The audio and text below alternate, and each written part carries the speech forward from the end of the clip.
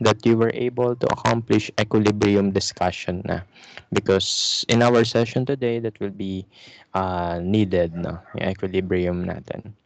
So what are the topics to be discussed for the remaining 3 meetings before the midterm exam? So in this chapter, we will focus on the definitions of acids and bases, the acid-base property of water, strengths of acids and bases, and the acid-base equilibrium constant, together with some acid-base calculations. So these are the coverages for day 1.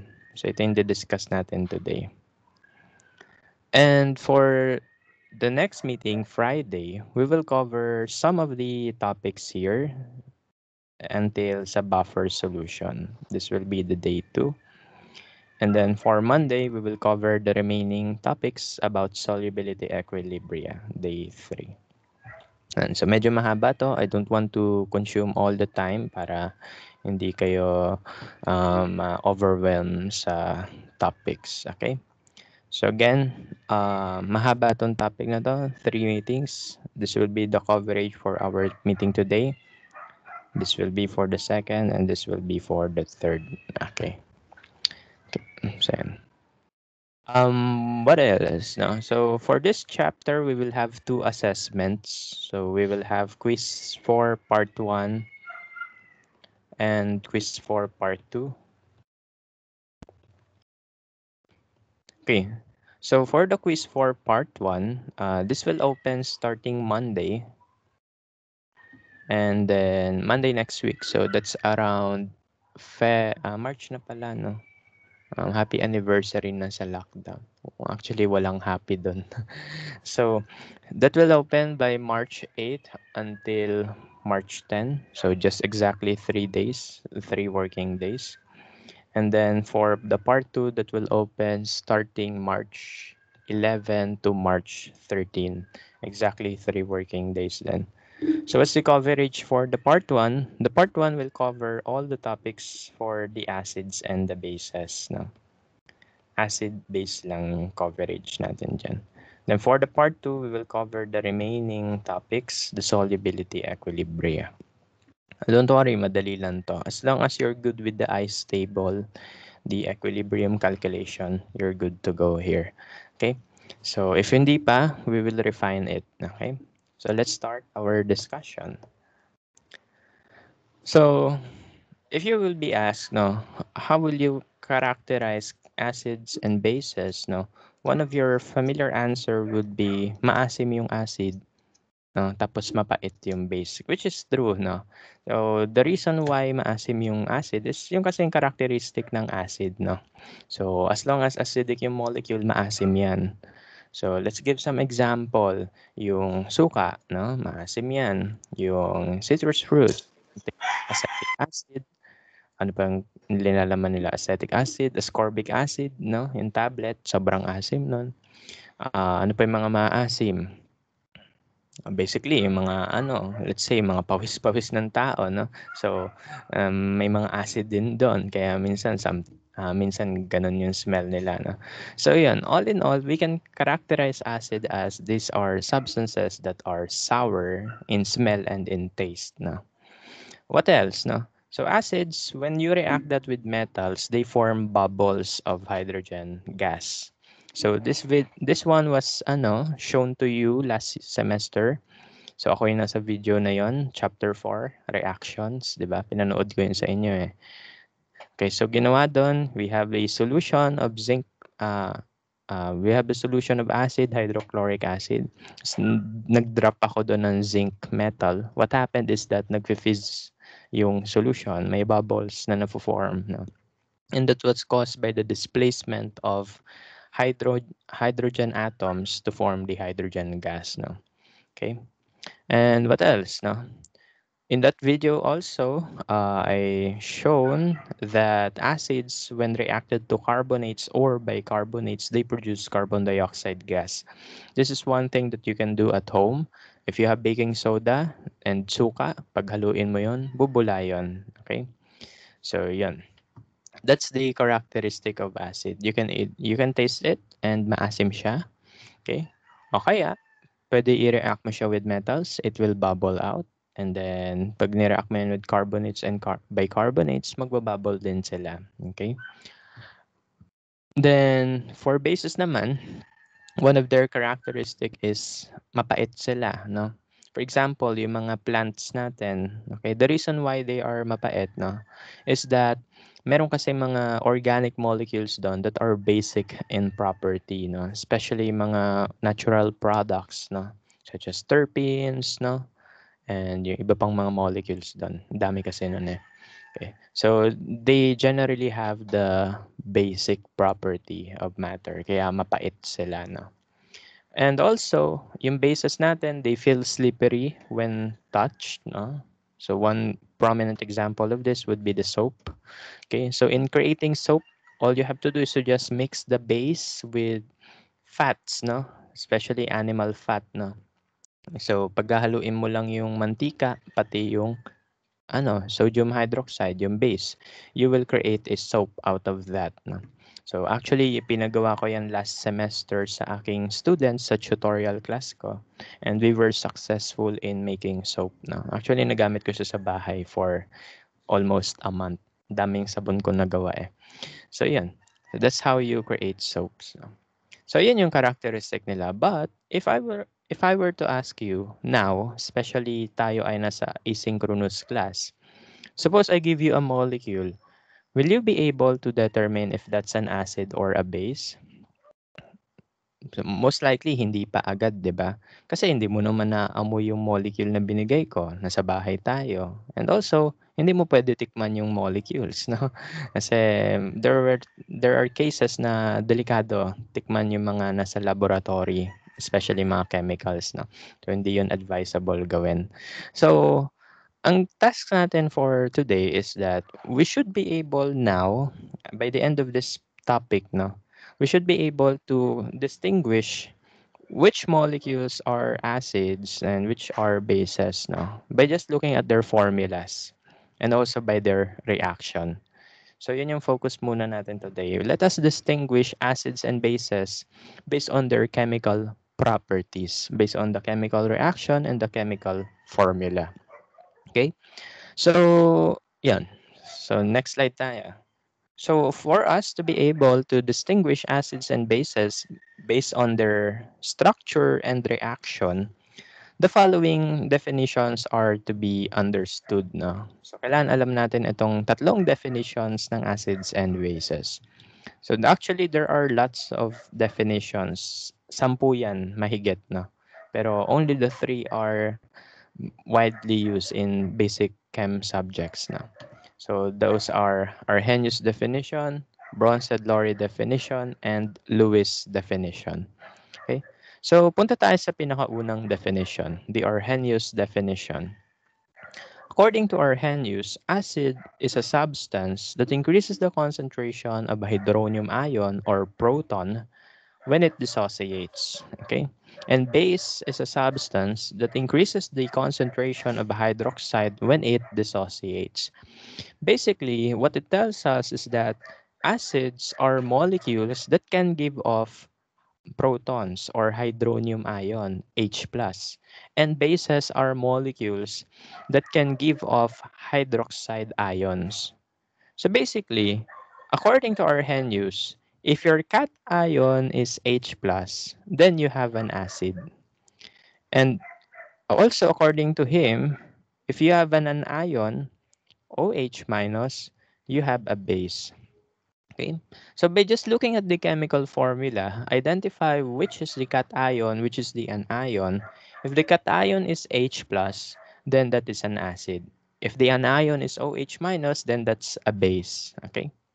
So here are some few examples. Okay, so for example, we have hydrochloric acid, which is the cation, that's H+, no?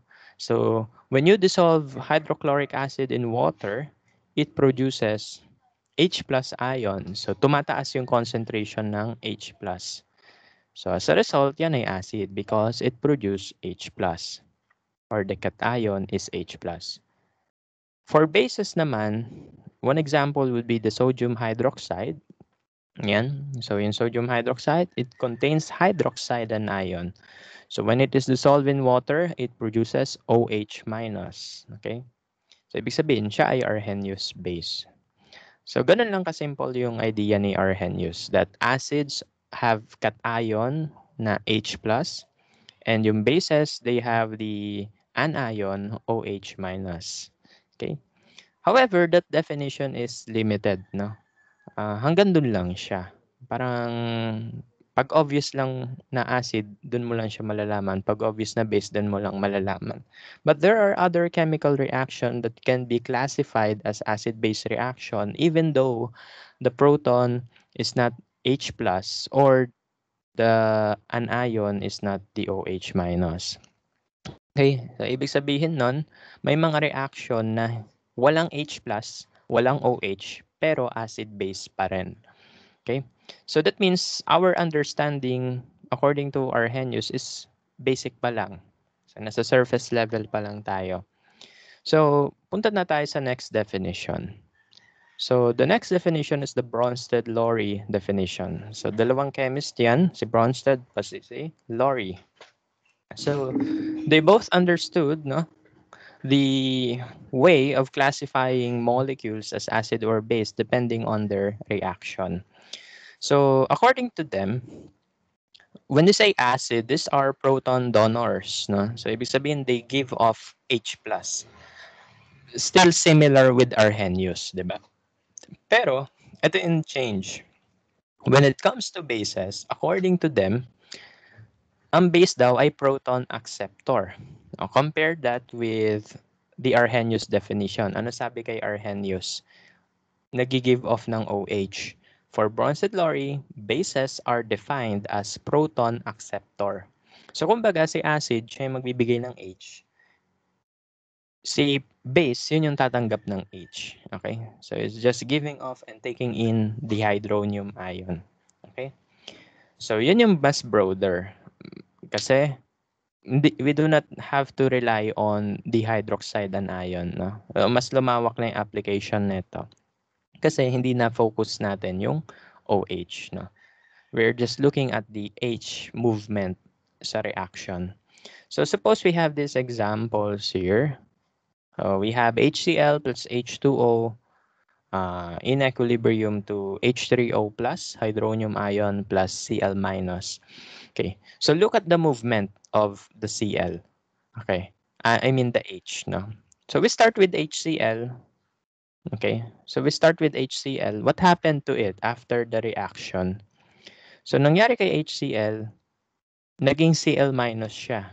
Nabawasan siya ng hydrogen. So that means HCl is a Bronsted-Lowry acid. Also, Arrhenius acid din siya. Okay? So, bakit siya naging Bronsted-Lowry acid? Because by looking at the equation, it lost a proton. Nawalan siya ng H. No? So, from HCl, naging Cl na lang siya. So, ibig sabihin, HCl is a Bronsted-Lowry acid. So, saan mapupunta yung H na yon? Saan mapupunta yung H ni HCl? E di sa kasama niya sa reactant. Sino yung kasama niya sa reactant? Yung H2O. Look at H2O. After the reaction, it is turned to H3O+. Okay? So, nadagdagan ng proton yung water. Since nadagdagan siya ng proton, we can classify water as the Bronsted-Lowry base. Okay? So, yan yung tulong ng Bronsted-Lowry definition. By just looking at the equations, no, you can tell sino yung acid, sino yung base, no. You just check the movement of H plus, no. Hanapin mo lang kung sino yung nadagdagan ng H, sino yung nabawasan ng H. Pag nabawasan ng H, siya yung acid. Pag siya yung nadagdagan ng H, siya yung base. Let's look at another example here below. We have HCl again and NH3. Kunwari, Arrhenius definition tayo. Yung HCl, acid yan. Ano yung NH3? Walang OH yan. Diba? Hindi mo na kaya i-define. Pero according to Bronsted-Lowry, you can classify either of the two as acid or base. No? Just look at the movement of the H atom. So for example, HCl, pagdating sa product side, what happened? Naging Cl minus na lang siya. It lost one proton. So we can say that HCl is a Bronsted-Lowry acid. On the other hand, we have NH3. Pagdating sa product side, naging NH4 siya. NH4 positive. So nadagdagan siya ng isang H. So that means NH3 is a Bronsted-Lowry base. Okay? So ganun lang. Mas dumali yung buhay. Di mo na kailangan kabisaduhin na si ganito yung H, si ganyan yung OH. No? Hindi mo na kailangan gawin. No? For Bronsted-Lowry definition, just look where the H is moving. Pag nawala yung H sa molecule, acid yon. Pag nadagdagan ng H, base yon. Okay? So, ganun. Mas malawak na yung application nito. Suppose we have this equation. Sige nga, gamitin natin Arrhenius definition. Sino yung acid? I don't know. Sino yung base? I don't know. Okay? So, di natin alam. So, that's why we need to use the Bronsted-Lowry definition. Bakit di ko alam kung sino yung acid, sino yung base dyan? Kasi wala naman tayong H na proton, H na cation, wala naman tayong OH na anion dito sa reactants natin. So, hindi natin masasabi sino dito Arrhenius acid, sino yung Arrhenius base. So, that's why we need Bronsted-Lowry's help. No? So, yan. So, let's look at the reaction and observe where the hydrogen is going. So, compare natin yung reactants sa products. So, suppose we have NH3. Pagdating sa product side, naging NH4 plus siya. Nadagdagan siya ng hydronium ion H+. So, since siya ay nadagdagan ng H, no, at the end of the reaction, we can classify ammonia as the Bronsted-Lowry acid. Okay? And the water, look at water, what happened? So it is H2O. After the reaction, it is converted to OH. Nabawasan siya ng isang hydrogen. So since it, teka lang, sorry. Wait lang, na-oversight ko. Okay, wait lang. So yan, so si NH3 nadagdagan siya ng H, so proton acceptor yon. So siya si Bronsted-Lowry base, okay? And look at water, what happened to water? So si water, nabawasan siya ng H, 'di ba? Tanggalan siya ng H. So we can call it the Bronsted-Lowry acid. Again, pag nabawasan ng H, acid according to Bronsted-Lowry, kapag nagdagdagan ng H, base according to Bronsted-Lowry then. Okay? So, kung mapapansin nyo, yung reactants, naka-classify natin siya as acid or base. How about the products, no? So, sabi ni Bronsted-Lowry, may tawag din sa ating products. We call them the conjugate acids and the conjugate bases. Okay? So, conjugate acid and conjugate bases are related to your reactants, no? By gain or loss of 1H, no? Okay? So, sino sa dalawa dyan yung conjugate acid? Sino yung conjugate base? Ganito lang daw, sabi nila. If you have an acid, pag yan ay na-convert into product, it is now called the conjugate base. Okay? So again, yung acid mo, after the reaction, it is now called the conjugate base. And yung base mo, after ng reaction, you call it the conjugate acid. Bakit ganun? Bakit nag-flip sila ng role? Bakit kaya nagkabaliktad, no? Kasi isipin nyo, dapat base to, ito dapat base to. Ito acid, dapat acid yon. Pero hindi, baliktad yung tawag nila. Why? Kasi, di ba, we have an equilibrium reaction. Suppose the reaction is going backwards. It is going towards reactant. So, sa tingin nyo, sino sa dalawa dito yung magiging acid na? If pabaliktad yung reaction, going to the left. Yung magiging acid ay itong NH4. It has excess proton. So, ibibigay niya yon sa OH para makuha natin tong reactants na to. Okay? So, that's why the roles or the names are reversed sa product side. So, yung base, pagdating sa product side, conjugate acid tawag sa kanya. And yung acid tawag sa product side ay conjugate base. Why? Because if we reverse the reaction, the roles also reverses. Okay, nagkakapalit sila ng activity, no? Nagkakapalit sila ng role. Okay. Yung acid before, base na siya pag pabaliktad yung reaction. Yung base before, acid na siya pag pabaliktad yung reaction. Okay? So, pag nag-flip yung reaction, their roles also change, no? So, that's according to Bronsted-Lowry. So, let's look at some more examples here. We have acetic acid and methylamine. And it is an equilibrium with acetate ion and methylammonium ion.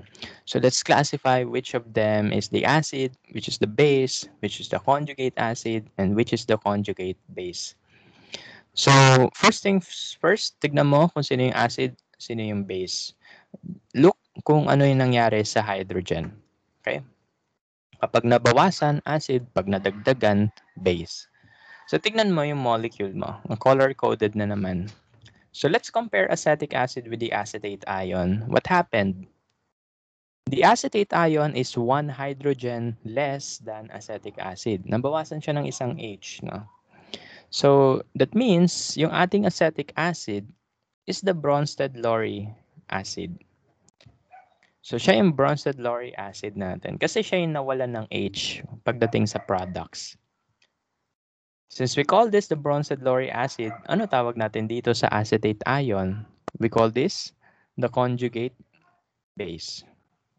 Okay? It is now called the conjugate base. So we have acid. Pagdating sa product side, it is now called the conjugate base. How about methylamine? Methyamine. Okay, so how about this? So looking at this, yung nitrogen natin, it has 2 hydrogens. Pagdating sa product side, it has 3 hydrogens na. So siya yung nadagdagan ng proton. Siya yung nadagdagan ng hydrogen. So we will classify methyamine as the Bronsted-Lowry base. And yung methylammonium ion, we will now classify this as the conjugate acid. Because if the reaction will be reversed, pagbabalik ta rin natin yung reaction, ito na yung mag-a-act as acid, ito na yung mag-a-act as base. No? So, kaya baliktad yung names nila. Again, yung acid, pag naging product, tawag sa kanya, conjugate base. Yung base, pag naging product, tawag doon ay conjugate acid. No? Nagsuswitch sila ng name because when you reverse the reaction, their roles reverses as well. No? Nagkakabaliktad din sila ng role. Let's look at some more examples. We have acetic acid and water. And that is an equilibrium with the acetate ion and hydronium ion. Which of them is the acid, which is the base? Let's compare. So looking at acetic acid, CH3COOH, the difference with its product is nabawasan siya ng H. So we say that acetic acid is still the Bronsted-Lowry acid here. And yung acetate ion, ito yung conjugate base. Okay? So nagkapalit na. Ito, nabawasan siya ng H. So ito yung acid, ito yung conjugate base. How about water and hydronium ion? So yung water natin, this is the one who received the proton from the acid. Siya yung nadagdagan ng H. Tignan mo, dalawa yung H dito. Pagdating dito, tatlo na. So we will call water the Bronsted-Lowry base and the H3O plus, the hydronium ion, as the conjugate acid. Okay, so yan. So by just looking at the equation, you can now predict which one is the acid and which one is the base. No? Just look kung sino yung nadagdagan ng H, sino yung nabawasan ng H. No? Pag nadagdagan ng H, acid. Pag nabawasan ng H, base. So ganun lang yung definition of Bronsted-Lowry. Ito, given na to kanina. The last definition for now is the Lewis definition. So according to Lewis naman, He was able to classify molecules as either acid or base depending on which donated or which accepted the pair of electrons. So according to Lewis, lone pair naman ang bases. Okay? So sino yung base, no? Typically yung bases natin, sila yung may mga lone pair. Okay? So sabi ni Lewis, yung base daw, ito daw yung substances that can donate a pair of electron. It can donate lone pairs, no? Okay? So look at this some examples here. So we have hydroxide anion. So it has 3 lone pairs. Pagdating sa product, ilan na lang yung lone pair ng oxygen? Dalawa na lang. So that means one of the 3 lone pairs ay donated na. Okay. So since siya ay nag-donate ng lone pair, siya yung base. Lewis base. Okay. And kung sino yung tumanggap ng lone pair, siya yung Lewis acid. Okay. Ano mangyayari when the lone pair was given to another atom? Ano mangyayari sa molecule? Remember that in forming chemical bonds, no, in forming covalent bonds, how many electrons are needed? Dalawa. So the reason why we are giving off lone pairs is to create bonds, no? To create new chemical bonds, no? So ganun yung nangyayari sa Lewis acid and Lewis base. Si base magbibigay ng lone pair to create bonds with the acid. Okay? So ganun yung gagawin niya. Look at this. Si acid, ilang bonds meron siya dito? Wala. Pagdating sa product, meron na siyang isang bond, no? Because the lone pairs, no, are used to create chemical bonds, no? Ginamit siya to form a chemical bond. Okay? So ganun yung way sa pag-distinguish kung sino yung Lewis acid, sino yung Lewis base. Again, yung Lewis base, yun yung may mga lone pair. Pag siya nabawasan ng lone pair, siya yung Lewis base. Yung Lewis acid naman, siya yung tatanggap ng lone pair. As a result, magkakaroon ng chemical bond. Okay? So, kung sino yung dinugtungan ng base, yun yung acid. Look at this example here below. So, you have ammonia, may lone pair. So, ito yung candidate natin for the base. Tignan mo. The lone pair was given to H, so we will form chemical bonds with it. Since ammonia donated the lone pair to hydrogen, ammonia is the Lewis base. And since yung hydrogen, ito yung tumanggap ng lone pair, it is the Lewis acid. Okay?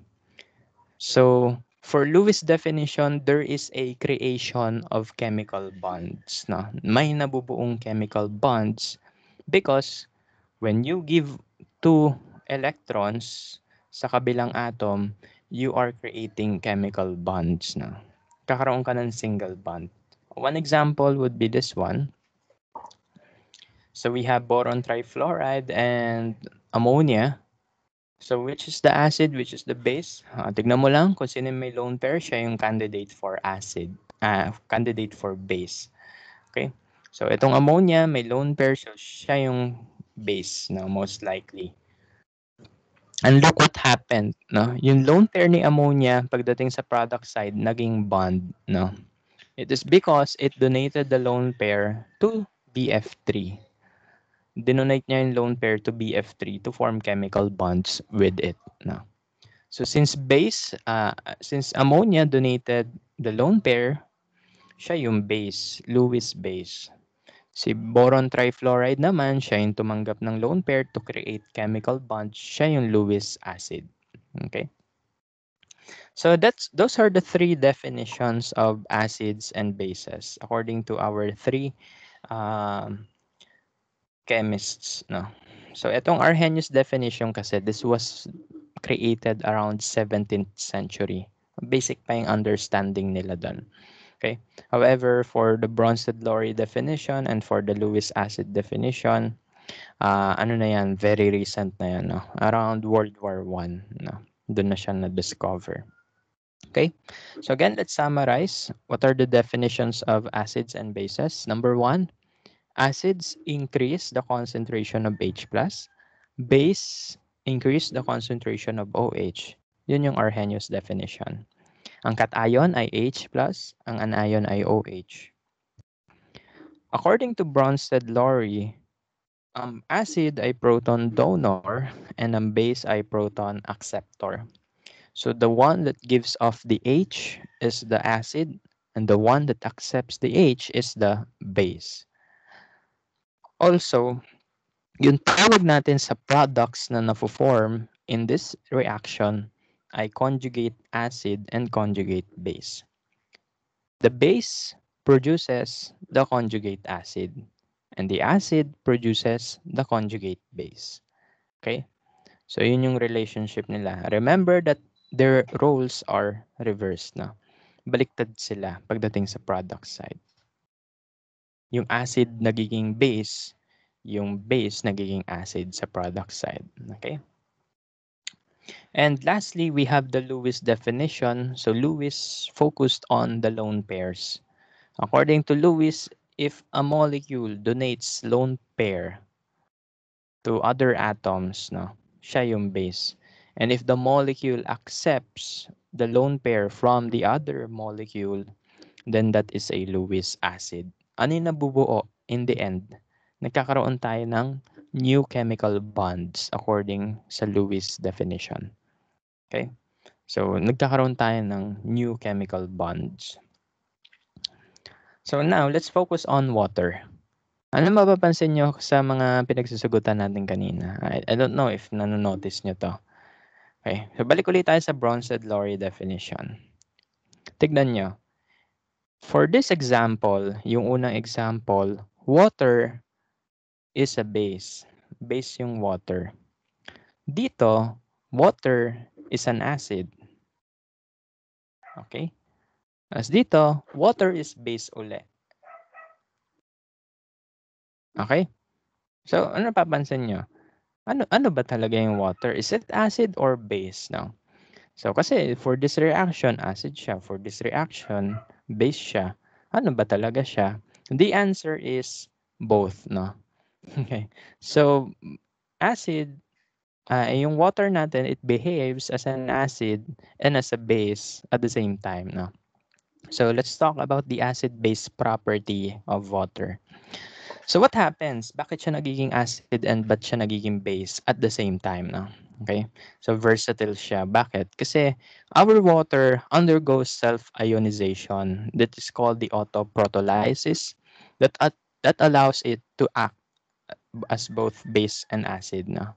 So, ibig sabihin, yung ating water, it self-ionizes, no? Nag-undergo siya ng autoprotolysis to produce the acid and the base, no? So, suppose we have these two equation here. So, we have water molecule reacting with water molecule ulit. We will produce acid, hydronium ion, and hydroxide anion. So, sino dito yung Bronsted-Lowry acid? Sino dito yung Bronsted-Lowry base? Parehas lang na water. Okay? So, to simplify that, yung water natin, it dissociates into proton and hydroxide ion. So, ibig sabihin, the water can be acid and base at the same time. Since we have an equilibrium expression, we can write the equilibrium constant. Again, how to write equilibrium constants? That's K equal product over reactant. The concentrations of product raised to their coefficient divided by the concentration of reactant raised to their coefficients. The substances that are needed to be written in our equilibrium constant are those who are in aqueous and gaseous phase lang.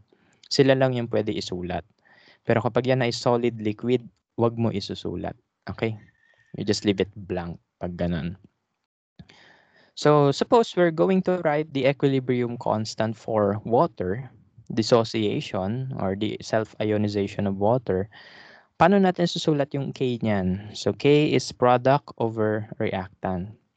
So, we get the concentration of H plus times the concentration of OH minus for the product. And for the reactant, since yan ay liquid, wala tayong isusulat sa baba. Okay? So, you just leave it as 1. Okay? So, this can be rewritten as Kc equals concentration of H plus times the concentration of OH minus. Kc, bakit? Kasi in terms of concentration. Di ba dalawa yan? We have the Kc and the Kp. Kc, concentration units. Kp, pressure units. No? In our case, concentration lang tayo. Kasi aqueous species eh. Okay? So this equilibrium constant is actually unique, no? Because this equilibrium constant can only be associated with water. So that's why we also call this equilibrium constant the Kw, or the ion product constant of water. Okay? So itong K na to, hindi lang siya basta-bastang K. That is equal to the Kw, the ion product constant of water. Okay? And at 25 degrees Celsius, Kw is equal to 1 times 10 raised to negative 14. Okay? So, equal yan doon exactly. Okay? So, depending on the concentrations of your H plus and OH minus, your solution could either be neutral, acidic, or basic. So, if they have equal concentrations, then your solution is neutral. If your acid is greater in amounts than the base, your solution is acidic. And if your base is greater in amount than your acid, then your solution is basic. Okay? So ganun. And actually, if you could still remember the pH scale, dito siya binase, dito siya nakabase. Ano alam natin sa pH scale? 14 yung mark niya, 'di ba? Kasi bakit siya naging 14? Dahil yan dito sa KW. Okay? So, mamaya daanan natin yon. Paano nabuo yung pH scale. Okay? So, punta muna ulit tayo sa KW. No? The KW changes, the equilibrium constant changes with temperature changes. No? Bakit? Remember my first discussion, no? Chapter 0, sabi ko doon, we need to calibrate because our water, yung kanyang density, it changes at different temperature scales, no? And as a result, since nagbabago-bago yung density ng ating water, as a result, the molarity changes, no? And since yung molarity included siya sa K expression natin, yung K magbabago din. Okay? So that means at different temperatures, we will have different K values. So ibig sabihin, iba-iba yung pH scale at different temperature. But we assume always that we are working at 25 degrees Celsius, no? So yun kasing laboratory temperature talaga, 25 degrees Celsius. Okay? So that's why we use the pH scale equal 14, or the Kw is 1 times 10 raised to negative 14. Okay, ito may onting discrepancy lang kasi kinuha nila to from experiment, no? Okay. But ideally, that's 1 times 10 raised to negative 14. Okay, so iba-iba yung ating iba-iba yung ating Kw at different temperature. Bakit? Kasi at different temperature, the concentration of our species changes. No? Kaya ganun. Let's try to answer some problems muna. Number 1, what is the concentration of OH ions in HCl solution whose hydrogen ion concentration is 1.3 molar? So we are given the concentration of H+, hanapin daw ang OH. Is that possible? Yes. We just need to use the ion product constant of water. We know that Kw is H+ times OH minus. We are looking for OH minus. So we get the equation for OH minus by dividing both sides of the equation by H+. Then what's next? I-plug in muna yung numbers. Plug in 1 times 10, negative 14 yung Kw. Constant yan, so kabisaduhin. How about H plus concentration? Sabi dito, that's 1.3 molar. So wag nyo muna ilagay yung unit. Sa dulo na nilalagay yon talaga. Okay, so the OH concentration is, divide natin, 1 times 10, negative 14, divided by 1.3. The concentration of hydroxide is 7.0 69 times 10 raised to negative 15 molar. Okay? So is the solution acidic, basic, or neutral? Yan ay acidic. Why? Because the concentration of H plus is greater than the concentration of OH. So ito ay acidic solution. Okay, so ito yun. No? Kapag mataas yung H kaysa sa OH, acidic yon. Kapag mataas yung OH kaysa sa H, yun ay basic. Pag sila ay equal, neutral. Okay? So mapapansin nyo, if ganito yung basis natin for determining yung acidity and basicity, ang daming numbers, di ba? That's why na-imbento nga yung pH scale. So pH is a measure of acidity, no? So it is a scale that is usually ranging from 0 to 14, although it can actually expand no, beyond those numbers. Pwedeng may negative, pwedeng may greater than 14. Okay? So, yan. So pH is a scale which helps us to easily determine if a solution is acidic or basic. Recall that pH is the negative logarithm of the concentration of H+. Okay? So given this relationship kanina, if we say na ang solution ay neutral, that means the concentration of H plus and the concentration of OH is equal. The concentration of H plus must be 1 times 10 raised to negative 7. Paano yun nakuha? Sa ion product ng water lang din. Okay? So remember Kw, that's equal to H plus times OH minus. If yung dalawang yan ay equal, okay? So if yung dalawang yan ay equal, suppose yung H plus ay X, I can also call my OH minus as X, no? Kasi parehas silang equal. Yung kasing condition natin dito kapag neutral eh. Parehas sila equal. So kung ito ay X, X din dapat yon. Now we solve for the value of X, no? So that's Kw equals X squared. You take the square root of Kw to solve for X. So what's the square root of 1 times 10 raised to negative 14? That's 1 times 10 raised to negative 7. Kapag yung 1 times 10 raised to negative 7, plinag in mo sa pH, you will get pH equal 7. Kaya sabi nila, pH 7 ang neutral. Okay? Because at that pH, the concentration of H plus and OH are equal. Okay? So, dun na lumabas yung 7 dahil dito sa KW. Okay? Sana nagme-make sense na yung pH scale ngayon. Kasi nung high school, wala, sabi lang, yan, pag 7 yan, neutral yan. Pag lower than 7, acidic. Pag greater than 7, basic. Hindi sinabi bakit, no? Ito na yung reason kung bakit. Because of the ion product constant of water. Okay? So, dun siya nagiging neutral. At 25 degrees Celsius. Take note, at 25 degrees Celsius. Remember, Kw changes over different temperatures kasi. Okay? So, yan. Kaya pH 7 ang neutral.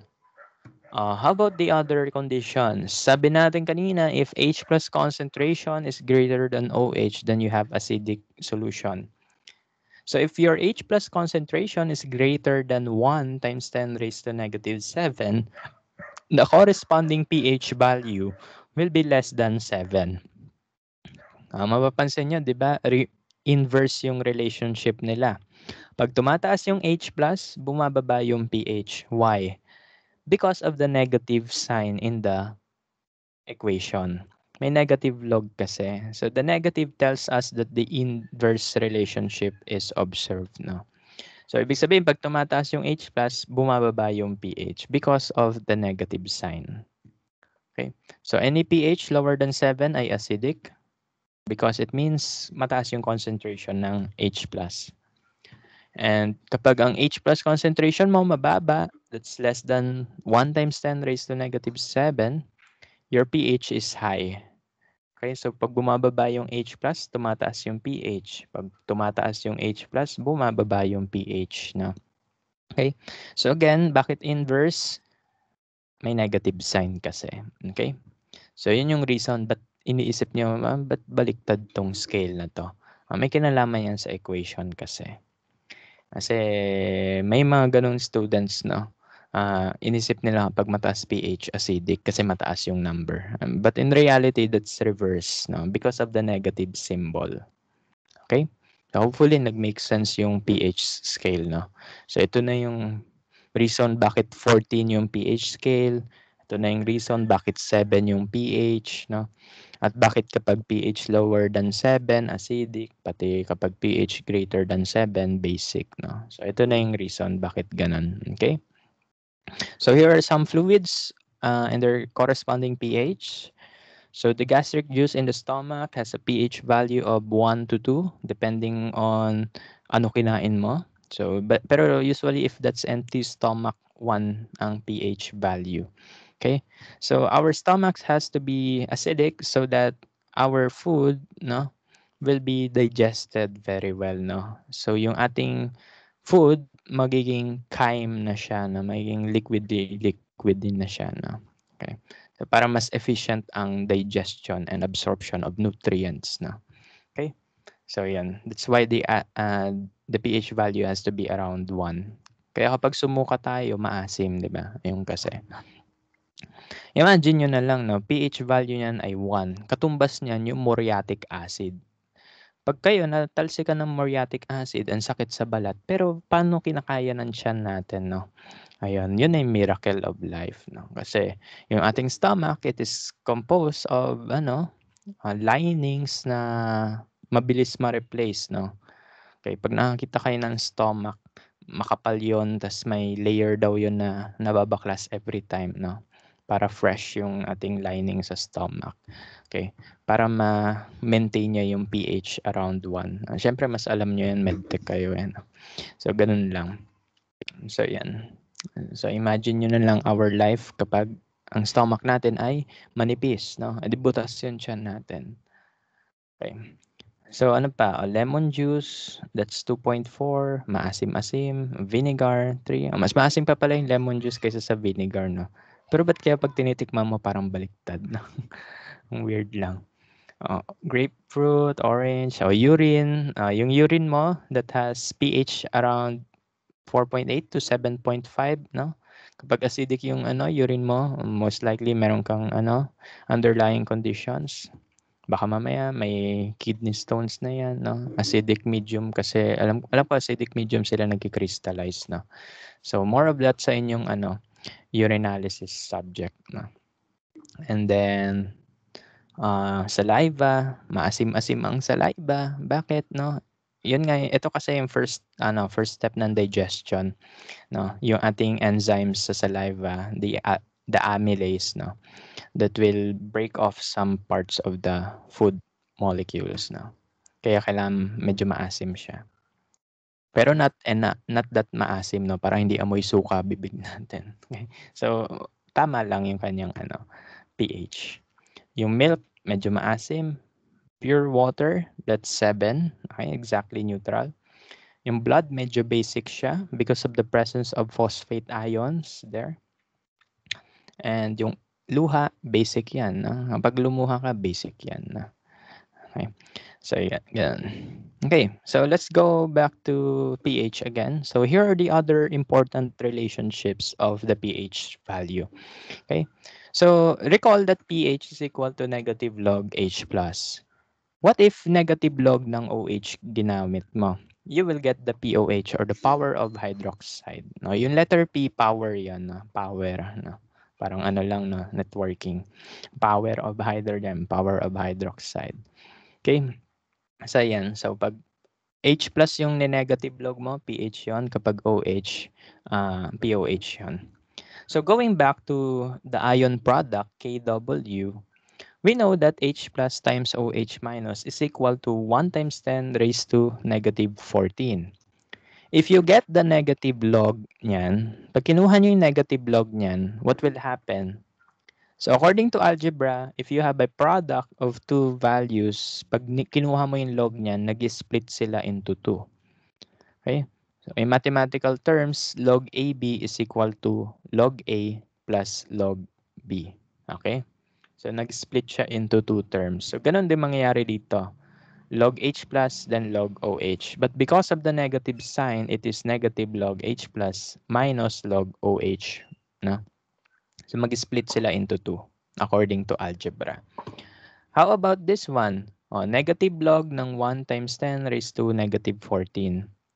Kapag nakalog yan, yung exponent bababa yan. So, yung negative 14, bababa yan sa baba. No? Mawawala na yung 10. Okay? Kasi remember, yung 10 pati yung log, they cancel out each other. Ang matitira yung exponent. Okay? Kaso, because of the negative sign there, yung negative 14, magiging positive 14. Okay? So, yan. So, that's why 1 times 10 raised to negative 14 is equal to 14 when you get the negative log of it. What's negative log H plus? That's pH. What's negative log OH? That's POH. 14. So, ito na yung pH scale. pH plus POH equals 14. That's why the pH scale is up to 14. Okay. So, kung ano yung value ng pH mo, you can get the POH, no? Kasi the sum of the two ay equal sa 14. Okay? So, yan yung mga high school mystery na hindi natin tinanong sa teacher natin kasi takot tayo. Ngayon, alam na natin. Saan uli galing tong mga bagay na to? Sa acid-base property ng water, sa autoprotolysis, and sa kanyang ionization constant, or the Kw. Okay? Sana nag-make sense na yung mga idea lang dati. Let's answer some problems here.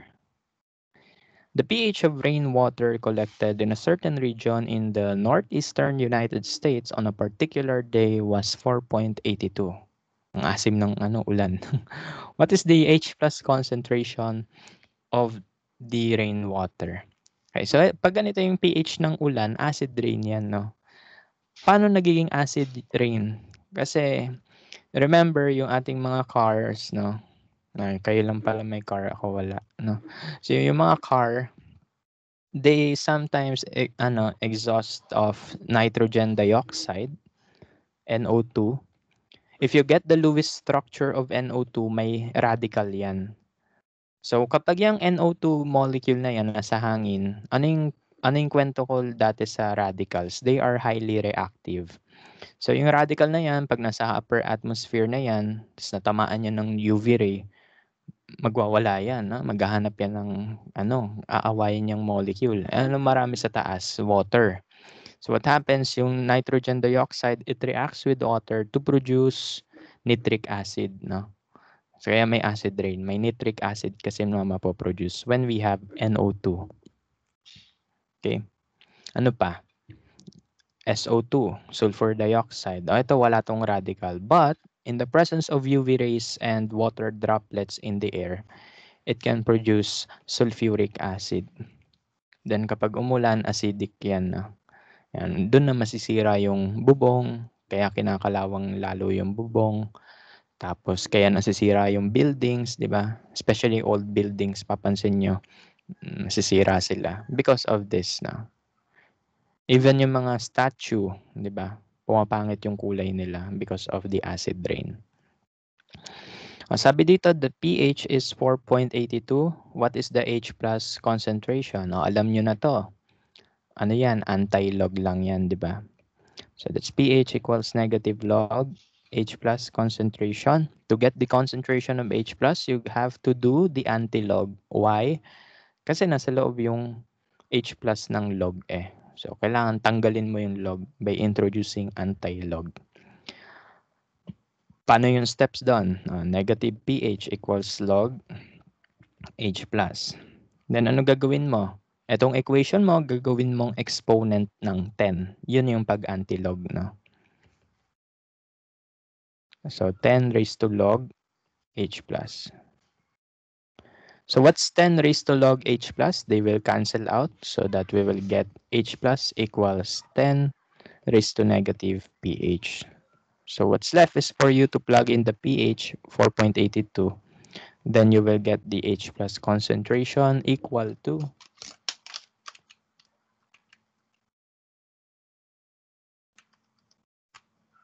Okay, so that's equal to 1.51 times 10 raised to negative 5 molar. Okay, so acidic yan. So the concentration of H plus must be greater than 1 times 10 raised to negative 7. Okay, that's one way of checking. Next one. The OH ion concentration of a blood sample is 2.5 times 10 raised to negative 7 molar. What is the pH of the blood? Okay. So we are given the OH concentration, hanapin ang pH. So there are two ways to solve this problem. I will show you both, no, so that you have options, no. Kayo bahala kung anong gagamitin nyo. Basta ako, ginagawa ko naman, binibigay ko sa inyo option, tas kayo bahala, no. Basta may sagot, okay. So there are two ways to answer this, no. Number one, you have your OH minus, i-convert mo siya sa POH, then from POH, i-convert mo siya sa pH. So yan yung isang step na. The other way is ano naman, you get the OH minus, hanapin mo yung H plus using KW, then i-convert mo siya to pH. I will show you both solutions for this. No? Kasi again, pwede ka gumamit ng multiple choices. No? Hindi naman tayo limited sa isang option lang. Hindi porket sinabi ko, ito lang talaga. No. Maraming pwedeng gamitin. Okay. So let's start with this one. So sabi dyan, from OH, kunin natin yung POH, then i-convert natin to pH.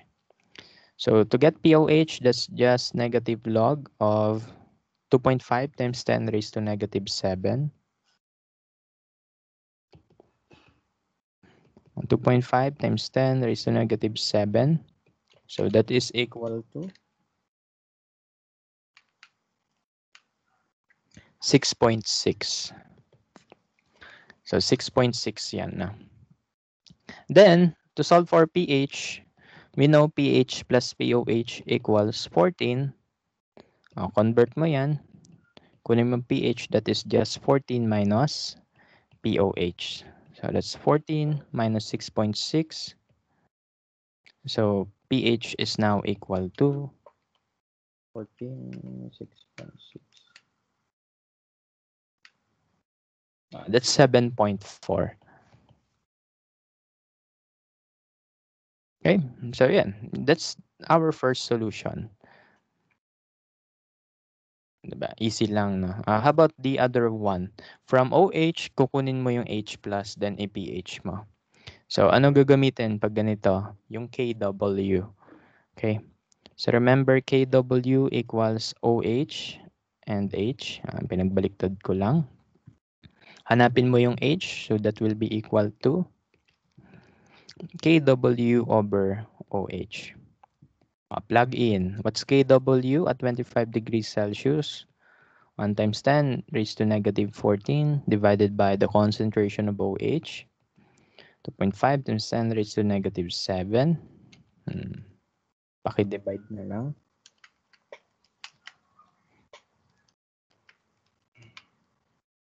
So that's 4 times 10 raised to negative 8 molar.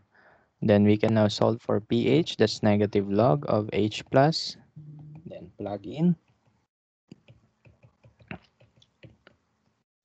So that's equal to 7.397. We can round it off to 4, 7.4. Kasi 339 something eh. Okay, so round off na natin siya to 4. So yan.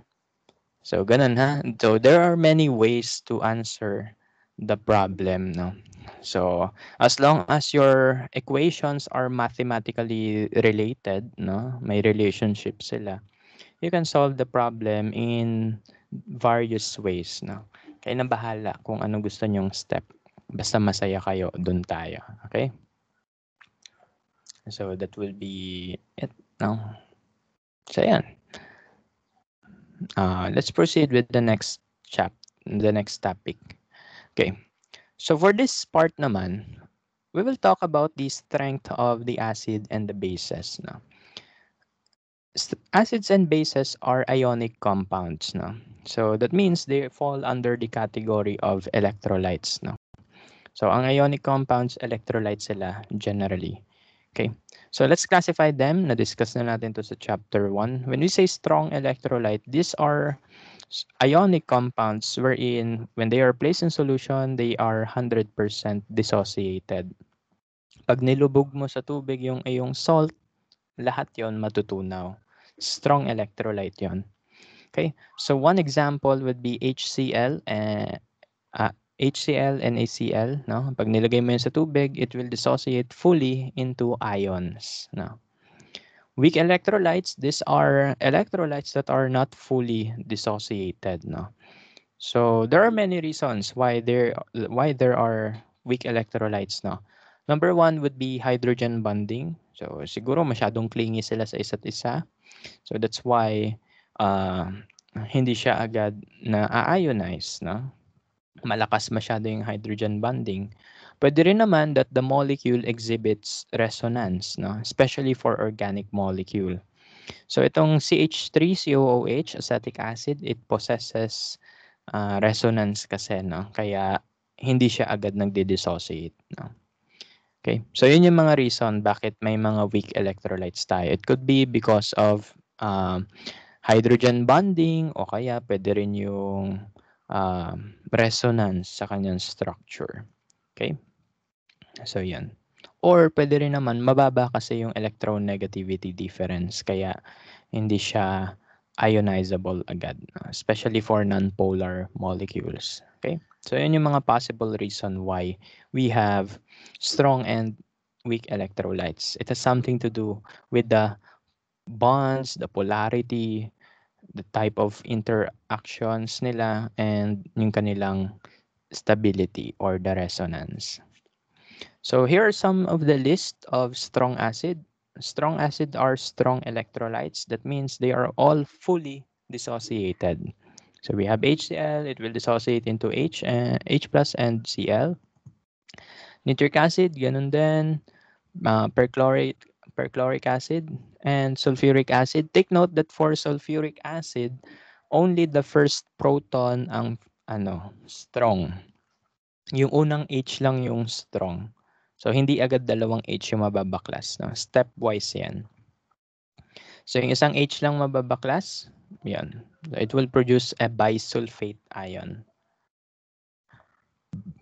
So for weak acids, these are weak electrolytes. Some examples are the following. So take note nyo itong HSO4, no? So kanina, we have sulfuric acid. Sabi ko kanina, yung first proton ay strong. So lahat yon magiging ganito. However, itong bisulfate na to, it is also a weak acid, no? Weak acid din yan. It can dissociate even more. Pero to a lesser extent lang kasi weak eh. Okay? So here are some of the example of weak acid. HF, hydrogen bonding yung reason. Bakit ganyan? Water, hydrogen bonding din yung reason dahil dyan. Ito naman may resonance pati ito. Okay. So yun yung mga reasons bakit sila yung mga weak acids. For strong bases naman, generally yung bases natin kapag hydroxide yung anion, strong yon. With exception to precipitates, no? There are precipitates in which hydroxide yung kanilang anion.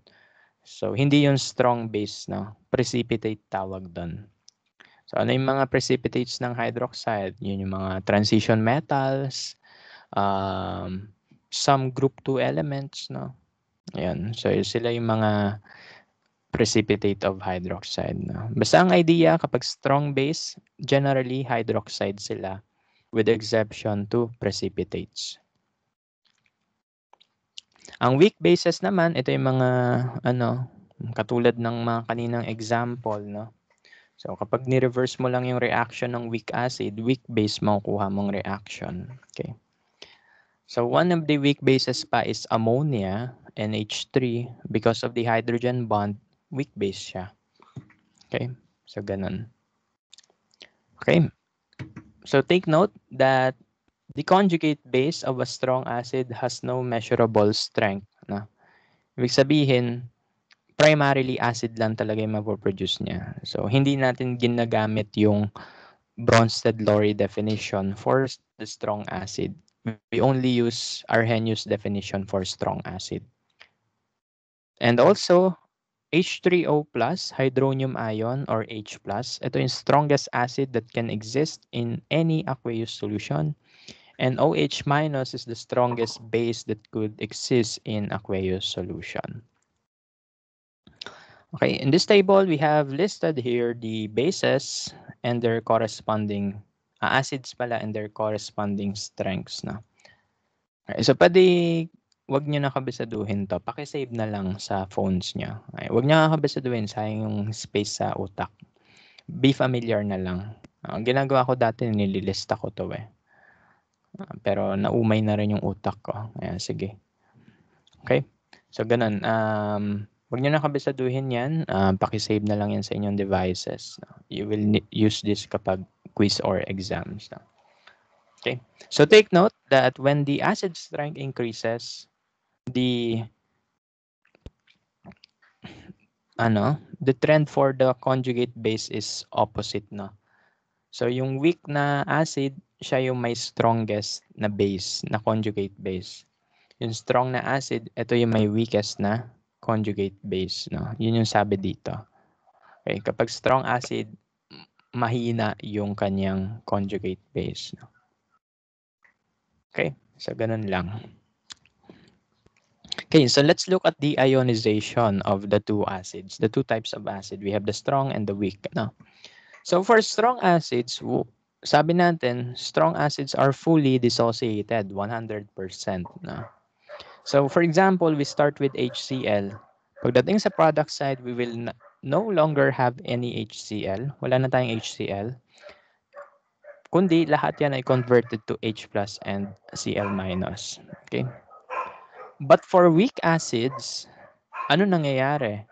Since hindi 100% ang ionization niya, that means onti lang na products ang mafo-form natin and more of the reactants. No? So again, kapag weak acid, onti lang na products ang nafo-form natin. Okay? So, may complication yan. Suppose I want you to solve for the pH of the solution ng acid and ng solution ng strong acid and ng weak acid. Kunwari, pinapahanap po yung pH niyan or basically the concentration of H+.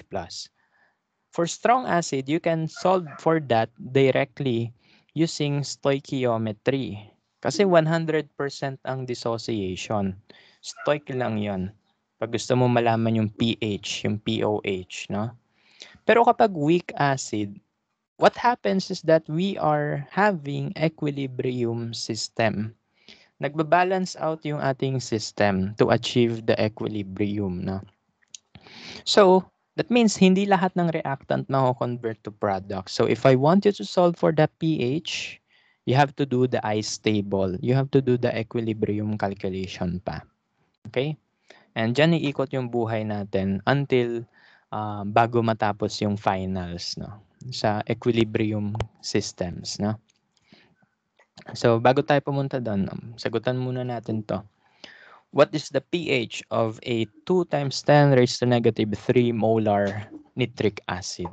Gulat ako. Biglang bumaba yung upuan ko. Okay. So what is the pH of a 2 times 10 raised to negative 3 molar nitric acid? Okay. So identify mo, is that a strong or weak acid? Kasi kapag strong yan, you can solve for that stoichiometrically. Pero kapag yan ay weak acid, yan ay gagamitan mo ng equilibrium. Is nitric acid a strong acid? Tingin tayo sa cue card. Yes, no? Nitric acid is a strong acid. Okay. So since yan ay strong acid, full dissociation yan. So I will write the equation HNO3, full dissociation, so single arrow lang. It will be dissociated as H plus and NO3 minus.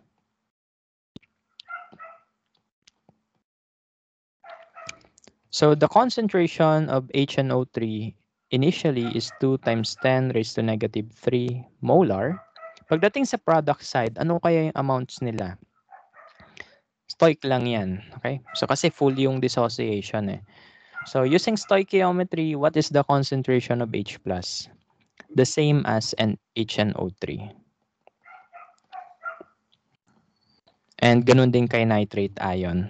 Sir, bakit the same lang? Kasi their coefficients are equal. So 1:1 lang kasi yung ratio nila. So yun yung stoic, no?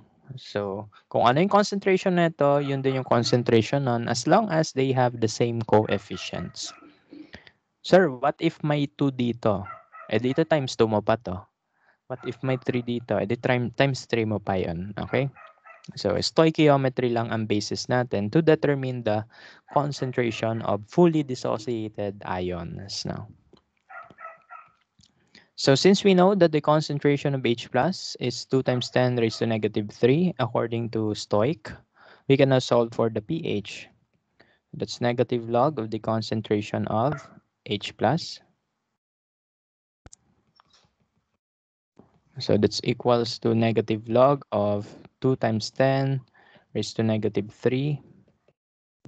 So yan ay equals sa 2.69 or 2.7. So that is the pH of this solution. Yan na yan. Okay? So again, kapag stoic lang, ang dali lang, no? Pag strong acid or strong base, diretso, stoic lang. Yun na yun. How about this one? What is the pH of a 1.8 times 10 raised to negative 2 molar barium hydroxide solution? So this is a hydroxide, no? So ito ay malamang na strong base, no? Hindi naman to precipitate, no? So hopefully kabisado nyo pa yung mga precipitates nyo. So ito ay hindi precipitate. Kasi sun-soluble yung hydroxide. Group 1 and barium. Yun lang. Any other metals, hindi na siya soluble. Precipitate na siya. Example is yung aluminum hydroxide sa Kremil S. Try nyo haluin yun sa tubig. Ang hirap. Okay. So, ganun. Kasi precipitate yung aluminum hydroxide sa Kremil S. Okay. So, yan. This one is soluble. Okay. So, yan. Since this is soluble, ito ay strong base. So, sulat natin yung ating equation. So, that will fully dissociate into barium ions and 2 hydroxide ions. Hala, sir, paano naging 2 yun? Okay, so again, yung subscript, nagiging coefficient yan if it dissociates. No? And the charges are maintained. No? Take note yan, ha? Sana alam nyo na to. Again, yung subscript nagiging coefficient kapag naging ions. Yung charge as is yan. Okay, depending on the group number yan. So, kailangan kabisado nyo yung charge nila. So, since we have 1.8 times 10 raised to negative 2 molar of barium hydroxide, this is 1.8 times 10 raised to negative 2. The barium concentration is the same. Bakit the same? Kasi same lang sila ng coefficient. How about hydroxide? Sa hydroxide, may 2 na coefficient. So, that means the concentration is twice. No? So, what's 1.8 times 2? Ito lang. Kakalki ko na, ha? Times 10 raised to negative 2 times 2. 0.036. Okay? So, magiging twice yung concentration niya kaysa sa initial. Bakit? Because of the coefficient na 2. Okay, so doble yung OH na mapoproduce from this amount. Okay? So to solve for pH, gagawin ko muna, I will solve for the POH. That's negative log of the concentration of OH. That's negative log of 0.036.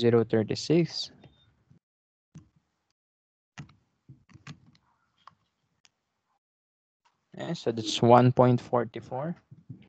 To solve for pH, that is just 14 minus POH.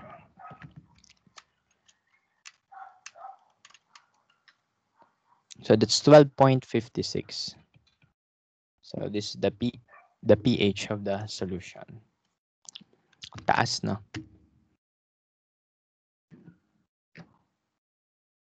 Share ko lang pala. Kung gusto nyo gumawa ng sabon sa bahay, bili kayo ng liquid sosa, tas lagyan nyo ng mantika. Ang mixture na ginawa namin dati, 50-50. 50% mantika, 50% ano, sodium hydroxide or liquid sosa. Tapos imimix mo lang yon. Tapos pag mix na yon, hayaan mo siya mamuo, sabon na yung kinabukasan. Although, antayin nyo mga 1 week para matuyo talaga. Okay. Although you have to take extra precautionary measures, no? Kailangan naka-gloves kayo doon, pati naka-eyeglasses, naka-PPE. Ano? Kasi delikado yung sodium hydroxide. Na-aksidente yung pusa ko doon eh. Dinala ko pa siya sa vet. Okay. So, yan. Mag-ingat. Okay. So, anyway, share ko lang yan. Naalala ko lang. So, again, kapag strong acid, if you want to determine the pH, that can be obtained directly, no? By stoichiometry. Alamin mo yung H concentration, OH concentration after the reaction or the dissociation. Tapos ka na. Pero kapag you have weak acids, you have to use equilibrium.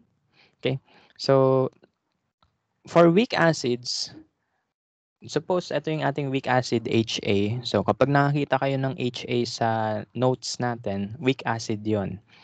So, if you have HA, weak acid, its dissociation is written as this. So, you have your HA, it produces H plus and A minus. A minus is the conjugate base, no? Okay, so ito yung conjugate base. Ito yung acid. So, if you write the equilibrium expression for this equation, that is Ka equals the products over the reactants. Okay? So, may Ka na tayo dito. Ano yung Ka? That's the acid ionization constant. So, marami na tayong K, ha? We have Kc, Kp, Kw, and now Ka. Meron pa yung Kb, pati Ksp. Okay? Madidiscuss pa natin yung dalawa. Okay, so yung Kc, ito yung concentration. Kp, ito yung sa pressure. Kw, ito yung sa water. Ka, ito yung sa acid. Yung Kb, ito yung sa base. No? Yung Ksp, next meeting na lang. Okay? So, yan. So, we write the equilibrium constant for the acid. That is denoted as Ka, the acid ionization constant. Still the same way kung paano isulat yung equilibrium constant. Product over reactant. Raised to their coefficients. Here are some Ka values for different acids. No? So, wag nyo kabisaduhin to. Ito, sinisave talaga to. No? Magbibigay din ako ng table na mas complete. No? Before, I think next week. No? Doon ako magbibigay ng table na complete with the Ka values. Okay, para may reference kayo. For bases naman, so this is one example of the base, yung ammonia. Okay, so this is a weak base. So we write the base ionization constant as Kb. That's still product over reactant. No? Nothing changed naman. Yung notation lang. So kapag acid, Ka, kapag base, Kb. Okay. And these are some of the Kb or the base equilibrium constants for some of the bases. No?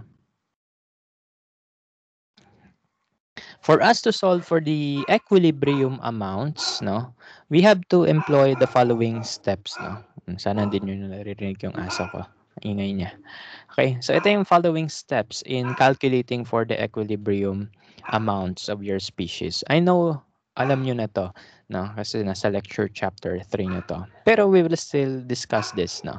Para kunwari, fresh tayo. I hope na nakita nyo rin sa YouTube yung latest upload ko doon. That is a video recording of me showing the calculator technique na pwede gamitin dito. Yan yung ginamit ko kasi sa aking lecture. So, pwedeng i-calculator technique nyo na lang itong ice table. Okay? So, kung di nyo pa napapanood, pakicheck na lang yung ating playlist. Andun yon. Ayun, solving for x using calculator technique ata title nun. So yun. Panoorin nyo yun kasi malay nyo your calculator is capable of doing so. Yan, mas madali mag-solve. Pero kung hindi kaya ng calcu nyo mag-solve ng quadratic equations, magma-manual kayo. O kaya, pwede rin naman gumamit ng website. Okay. Pakita ko mamaya kung ano yung website yon. Okay, so yan. So in order for us to solve for the equilibrium amounts, the following are to be considered. No? You identify the species that can affect the pH or that can affect the equilibrium. So yung solids, yung liquids, wag mo isama dyan. Then you use the ice table. Pwede tawagin din yan ng prof nyo na RICE. No? R meaning reaction. Okay, pero ako, ice lang tawag ko dyan. Ice lang. Okay. So you use the ice to express the equilibrium concentration and then you will have a known X. Okay? Kasi may changes dyan, di ba? You don't know by how much magbabago. So you let a known variable X to do the work. Then after nun, you plug in yan sa Ka, you solve for the value of X, then tapos na yung problem mo. Okay? So let's try to answer this problem. So hanggang dito lang muna tayo. Next meeting, tuturo ko yung shortcuts. Okay. So syempre, alam niyo naman pag ako, may shortcuts yan. So dito muna tayo sa long method today. As after this, mag-lunch na tayo. So let's try this problem. Calculate the equilibrium hydronium ion concentration from 1.20 molar nitrous acid. The reaction is given, the Ka is given. Madali lang sana to kung hindi to nitrous acid. Kunwari HCl yan, strong acid. Alam mo na yung H plus I, 1.2 molar na.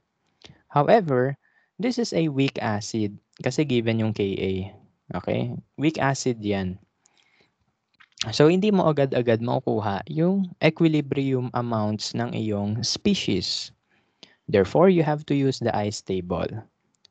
So, gawa ka ng ice table. Nilagay ko na yan dyan. You're going to plug in here your species that could affect the equilibrium. And that means yung solid liquid, tanggalin mo na. So, yung HNO2, aqueous yan. So, lalagay ko yan dito. Yung water, di ko na ilalagay. Okay. Then I have my H3O plus and NO2 minus. Saan ko malalaman yung pH? Pag alam mo yung equilibrium pag alam mo yung equilibrium amounts ng H3O mo or H plus. Okay? Again, kapag pH, yung equilibrium amount ng H ang gusto natin. Okay? So, yan. Basahin yung problem uli.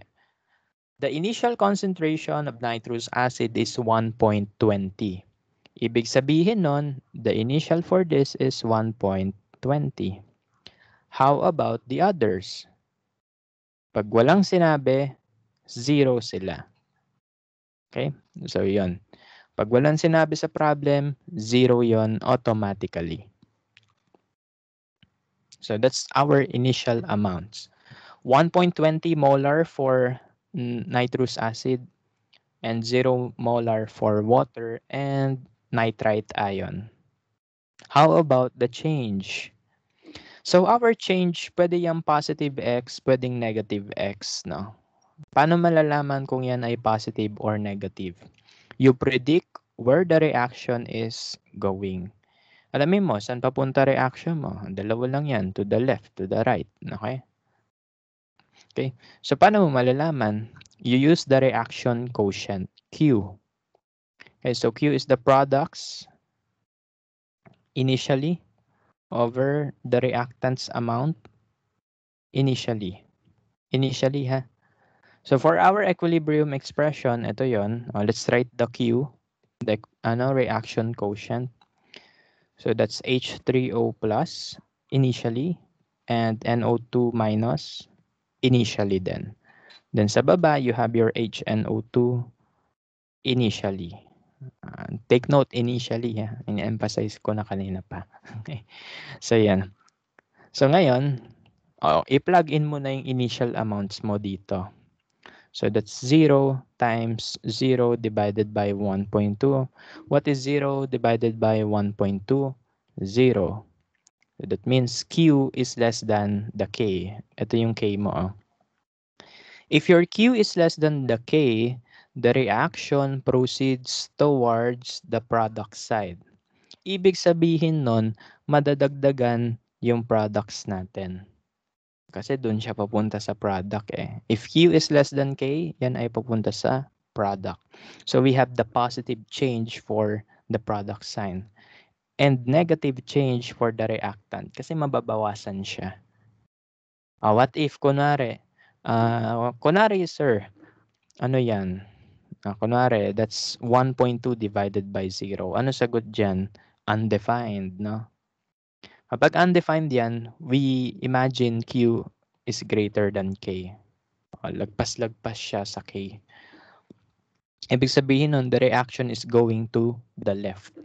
Kapag going to the left ang reaction mo, the change for reactant is positive. Okay? Pag to the left, ito yung positive. Ito yung negative. Yung products yung negative. Okay? Kala ko lumindol. Okay? So anyway. Again, yung reactant, ito yung magiging positive. Yung product, ito yung magiging negative. Kung Q is greater than K. Okay? So, yun lang. Ano yung shortcut dito? Ganito lang ang shortcut. Instead na mag-solve ka pa ng Q, ito yung technique na sasabihin ko sa inyo. Kung nasaan ang 0, dun pupunta yung reaction. Okay? Kung nasan yung 0, dun pupunta yung reaction. Kunwari sa products, 0 yan, edi sa product pupunta yung reaction. Positive yung change sa product. Negative for the reactant. Kunwari yung reactant 0, ito may number. Dito papunta sa left yung reaction. Dito positive, dito negative. Okay? So, ganun ha. Yun yung shortcut. Pero what if, sir, lahat yan may laman? Mag-reaction quotient ka. Wala tayong choice. Okay? So, yan. So, yan. Yan na. By how much magbabago? How much yung change? I don't know. So, maglalagay ako ng X, no? Negative X for the reactant, positive X for the product. Also, kapag may coefficient ka, kunwari may 2 yan, lalagay mo 2x. Kunwari ito may 3, lagay mo 3x. Because we follow the stoichiometry, the law of conservation of mass. Okay, yun yung sagot sa quiz 3. It follows the law of conservation of mass. Kasi ano tayo conversions lang naman. So we follow the law of conservation of mass. So kung ano yung stoichiometry, that must be observed sa change as well. Kunwari ito may 1/2, edi ito 1/2 x. Okay, so ganun ha. For the equilibrium, we just combine I and C. Pagsamahin mo lang yan. So that's 1.2 minus x. This is x and that is x. So we have now the equilibrium expression for the concentration of these 3 species. No? Once you have the equilibrium expression, gawa ka na ng Ka mo. So balik ulit tayo sa equation. What's Ka? That's the concentration of H3O plus times the concentration of NO2 minus divided by the concentration of HNO2. Okay? Saan equal yung Ka? So according to this problem, Ka is 7.1 times 10 raised to negative 4. Plug in natin, 7.1 times 10 raised to negative 4. At equilibrium, what is the concentration of H3O? Ito yon, X. Lagay mo doon X. How about NO2 minus? X din. How about HNO2? Ayun ay 1.2 minus X. Ano na gagawin nyo? You solve for the value of X na. Let me help you onte. No? Then, mag-shift solve na lang ako. Or, pwede rin ako mag equation function sa calculator. Pero for now, pakita natin yung methods. So ito magiging x squared to. Ito magiging x squared to. Okay, so magiging x squared yan. Then we cross multiply these terms. Pag cross multiply mo yan para magsama sila. So this equation can be written as x squared equals 7.1 times 10 raised to negative 4 times 1.2 minus x. Okay. So yan. So same lang yan as dito. Cross multiply ko lang tapos pinagbaliktad ng positions. Okay. So yan. Ano gagawin nyo? Distribute 7.1 sa iyong binomial. Paki-distribute na lang.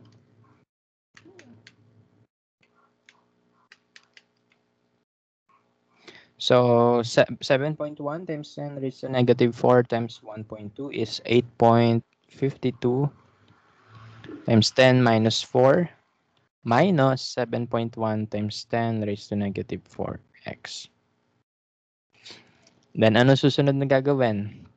You pattern this equation sa iyong proper form ng polynomial. Ano yung proper form ng polynomial? Highest degree pababa equal 0.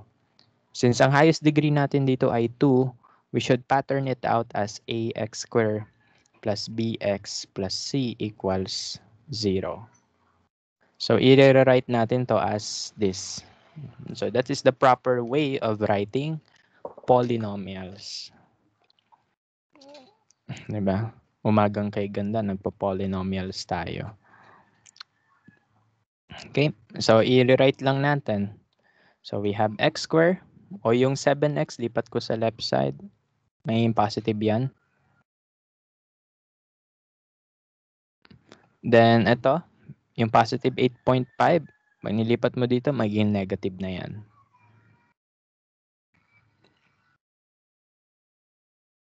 Equal 0.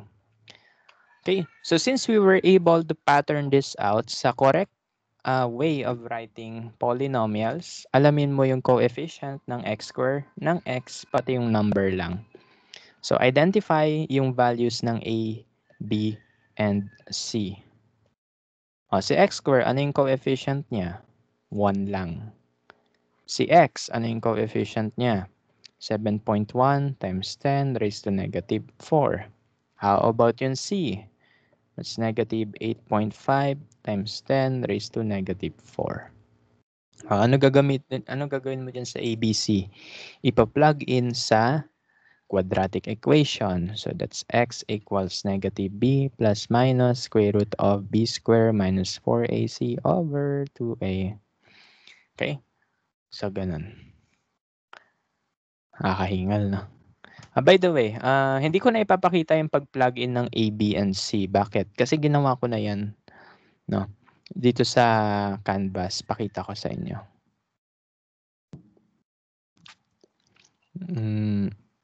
Punta lang ako sa announcement. Doon sa announcement, andun yung sample problem nito.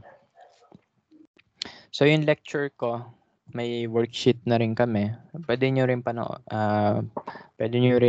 basahin yun. Pwede rin kayo manood ng lecture class ko. Ayan, hanapin nyo lang yung sections na yan. Just in case lang na gusto nyo. So dito sa part 2, may pinakita na ako na quadratic equations dito. Okay. Zoom in lang natin. So pinakita ko dito yung pag-substitute sa quadratic equation. Ayan, so ayan yung solution, blah, blah, blah, blah, blah, blah. Ito yung quadratic equation, identify A, B, C, then i-plug in mo siya. Okay, so ayan. So sundan nyo na lang yan, just in case. Ha? Makakatulong yan. Okay. So yan. Balik tayo dito.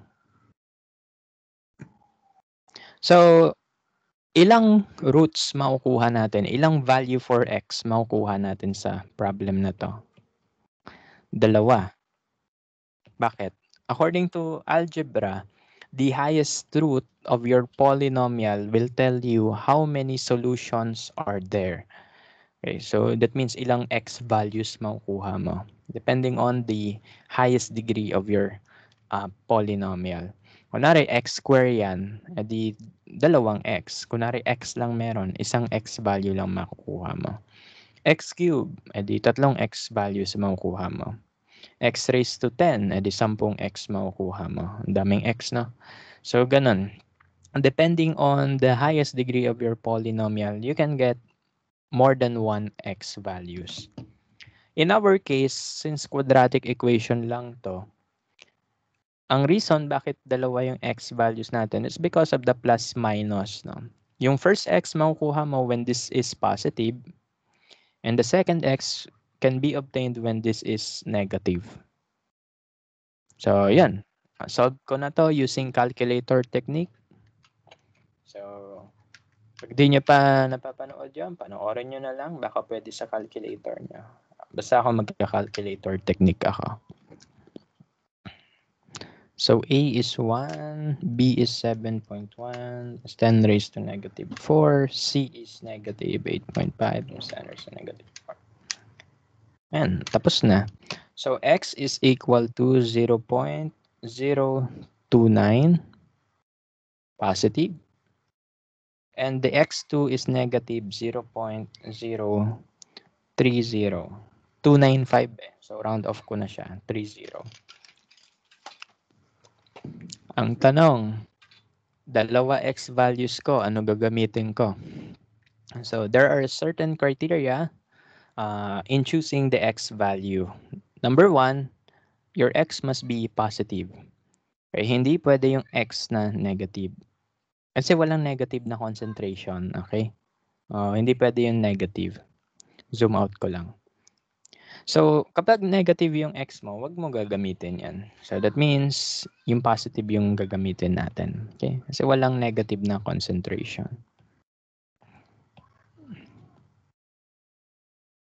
So, ayan yung value ng x natin. Ito yung problem. What if parehas yan na positive? Ano pipiliin mo? Ganito. Pag dalawa yung positive na yan, you will choose the x value that is less than the concentration of your initial concentration of your species. So, kailangan, kunwari, dalawang positive yan, piliin mo yung x that is less than the initial concentration. Ayun yung second criteria. Kunwari, ito, 1.2, tas yung isang root mo, 1.5. Huwag mo gamitin yung 1.5 kasi may negative 0.3 yon. Walang negative na concentration, guys. Ha? So, you always choose the positive x, but in case na dalawa silang positive, you choose the x value that is less than the initial concentration para hindi ka mag-negative when you subtract them. Okay? So, ganun ha. So, in our case, our x value is 0.029. So, since x is 0.029, we can now calculate for the correct equilibrium amounts. So, that's 1.2 minus 0.029.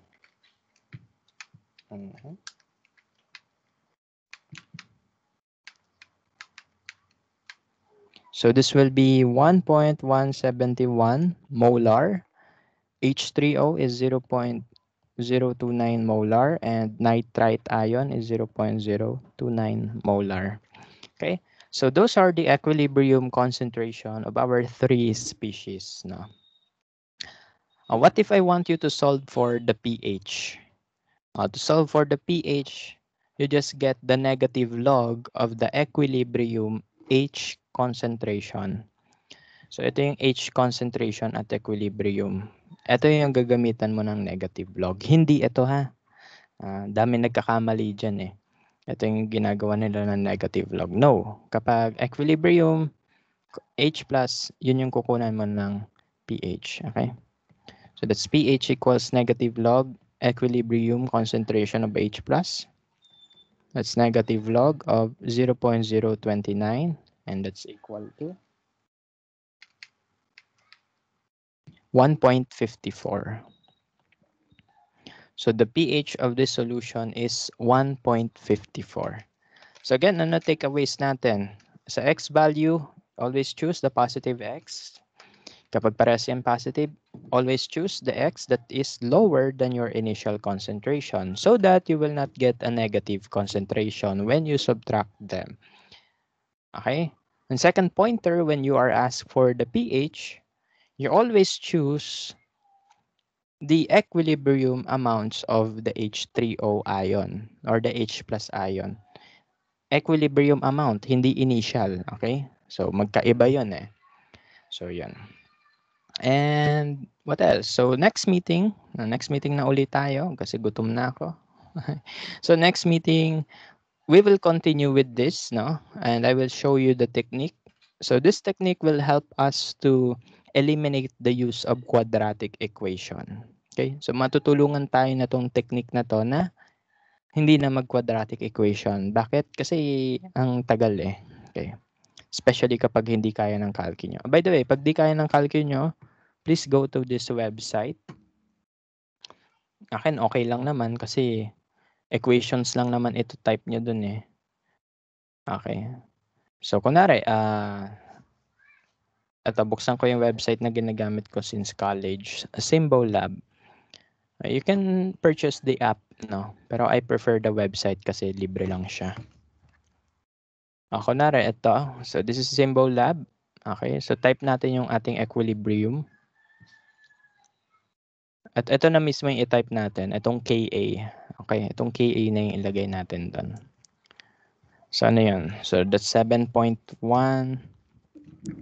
times 10 raised to negative 4 equal, ano yung nasa numerator? X square.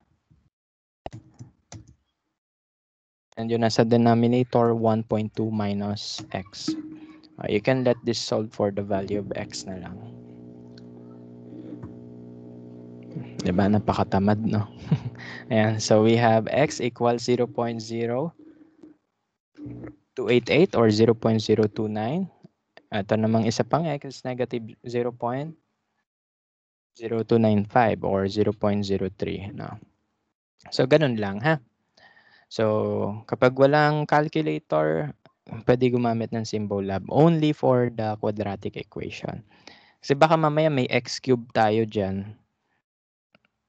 Mas useful na to kapag x cube. Okay? So, ganun lang.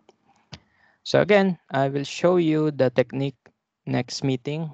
Ang technique na to, tawag ko dito ay square root of Chaka. Literal na square root of Chaka. The concentration of acid and the Ka, the acid ionization constant. So, kukunin mo na lang yung square root of Chaka to get the equilibrium amounts of H+. Okay? So, alamin natin bukas tuloy. Sa Friday, alamin natin sa Friday kung bakit siya tinawag na square root of Chaka. Okay? So, yan. So, sabihin nyo na lang yan sa mga friends nyo. Square root of Chaka. Okay? So, I'll see you again next Friday. Pag ako nawala uli ng matagal, ibig sabihin nakalimutan ko na naman kung anong araw na tayo na. So, please remind me na lang kapag matagal ako. Okay? Tas online ako. Okay? So, I'll see you again this Friday. Stay safe and enjoy your classes now. See you again. Bye-bye and ingat.